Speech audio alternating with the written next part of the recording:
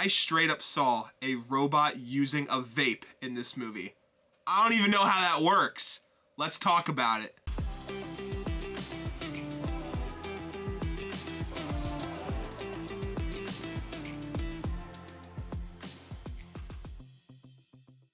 Welcome back, everybody, to another video. I just got home from seeing The Creator.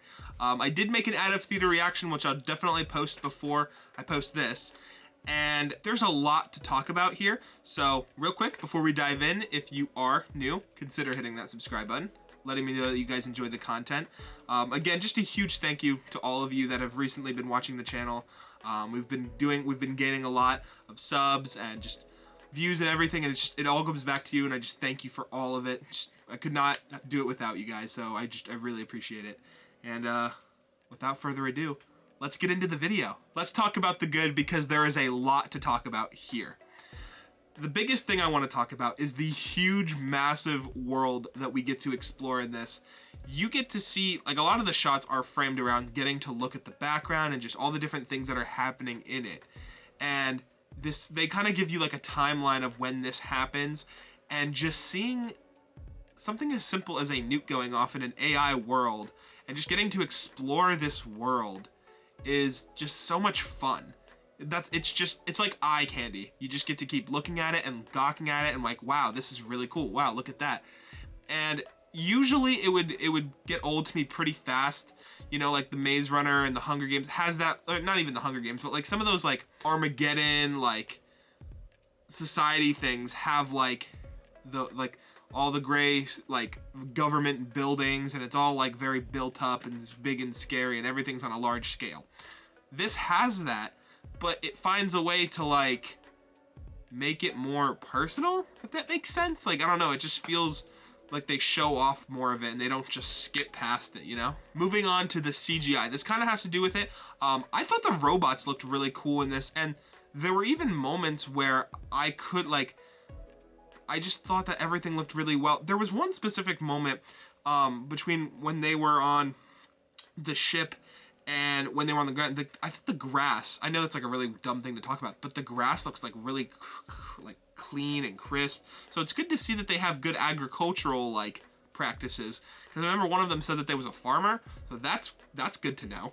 The one big thing that I really want to talk about here is Alfie and Joshua's relationship, because throughout the movie, I was not like, in the first act, I was like, oh no, is this really gonna work, or is this gonna be like another 65 situation? Because if you guys remember the movie 65, they didn't even speak the same language.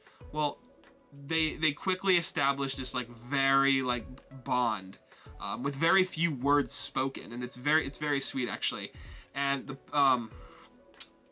the actress that plays Alfie, she just has this very natural smile, and it's very sweet, and it instantly hooks you like that.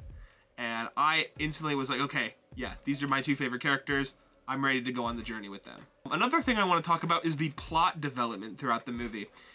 Throughout the movie, I was really nervous at the beginning, because the plot was just like, I was like, oh, what's gonna happen here? And then like towards the end of the first act, it just really picked up. And I was like, oh, okay, I see what we're doing here. You know, you keep thinking that they're gonna do that like typical thing where they make the enemy, like he's been on the enemy side, which technically they kind of did, but they added their like own little twist on it, like by him just like realizing it pretty early on, like not like Avatar did, but like realizing that he always had a personal stake in it. Like he really didn't like just go in and like murder a bunch of these people just because, like his mind, it was like his mind changed. It wasn't that he didn't know something, it was more that just his perspective on it changed. And I thought that was really cool. A really good sign for a movie for me is when I can easily forget where I am, and when maybe there's like a break in the movie where like they have like a title card or something, which this movie did have some of those. And I look back and I'm like, whoa, I'm actually at the movies right now. I had a couple of those moments in this movie where I was like put back into my seat, and I was like, oh yeah, that's right, I'm still a human being that's alive on Earth. And when a movie can do that, it's very special. It definitely like took me out of my seat for a little bit and just was like, here, roam around in this world that we've created. And I had a lot of fun with just that kind of experience. One of the biggest things I want to talk about here is that I just love that this is a sci-fi film that can stand alone. You don't have to watch anything to understand this movie. This is a fully, you can go to the theater, you can watch it. Everything that you can understand about this movie is in the movie. There's nothing you have to watch before it. There's nothing you have to watch after it. It's just this. And we don't have a lot of those, especially in today's day and age when there's so many comic book movies. And as much as I love my comic book movies, it's nice once in a while to get something like this that we don't have to just watch everything else to lead up to it. We can watch just this and experience it for what it is. So I really appreciate that. I thought the robots had some pretty neat lore. They dive into it a little bit on just like what the Earth is like in their current status, like how the world operates. And you get a few glimpses at the actual world, not just the battlefield and Ground Zero for where everything's taking place. They do show some cars and stuff like that. But it's cool to see the robots' lore and how they think and what exactly is the extent of their emotions and their coding and just all that kind of stuff mixed together. And then you get to see all different kinds of robots, like the ones that have the weird circle thing in their right here, and they have the face. That was a little bit of a weird moment when I got to see the robot kiss Joshua. That was a little bit of a weird moment, but I was like, sure, okay. The last really important thing I want to talk about is that for a minute, I forgot that it was Hans Zimmer composing the music for this. And well, if it wasn't obvious, it was at the very end, because they played some excellent score from, I'm definitely gonna download the whole soundtrack on Spotify right after I make this review, because I need some of that again. I definitely need some of that again. And for those of you who have been living under a rock and don't know who Hans Zimmer is, Hans Zimmer has done multiple soundtracks for multiple people, including Interstellar, my favorite movie of all time. And he absolutely kills it here as well. He's a fantastic composer who just knows how to make your ears feel that sense of familiarity and new environment and just special. And that's exactly how I felt in this, and I wouldn't want it any other way. Moving on to the mixed. So the whole thing with Joshua not knowing which side was good, they've done this kind of thing before with movies like Avatar, and Avatar was definitely one of those definitive movies that did it, where he didn't really that Sully didn't really understand what he was doing until it was too late, and then had to fix his mistake. This movie does it, but it's not quite in the same way, and it doesn't take the whole movie for him to figure it out. He kind of figures it out pretty much by the end of the first act. And I thought that was really neat.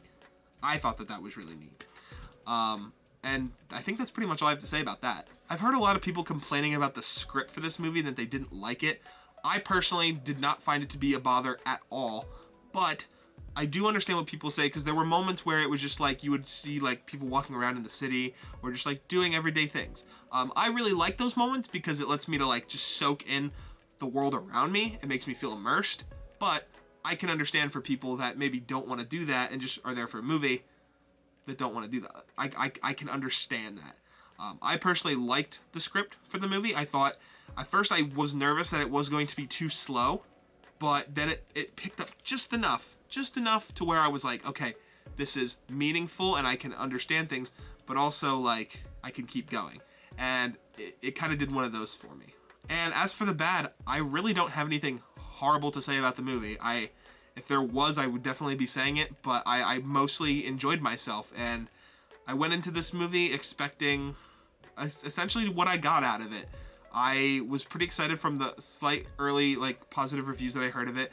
I also had heard some not so good things about it, so I was kind of oh, how am I gonna feel about this? But I was overly excited just from the trailers from it, and I'm glad that I did have a good time seeing it. I hope we get more movies similar to this. I do not want a Creator 2 sequel. As much as I love the world in this, I can always go back and watch this and just explore it in this movie.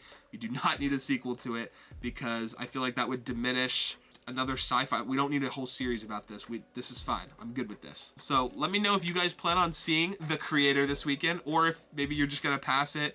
I definitely would not recommend that you pass it. It's worth watching, in my opinion. And let me know what you all think of The Creator. Until next time, guys, peace.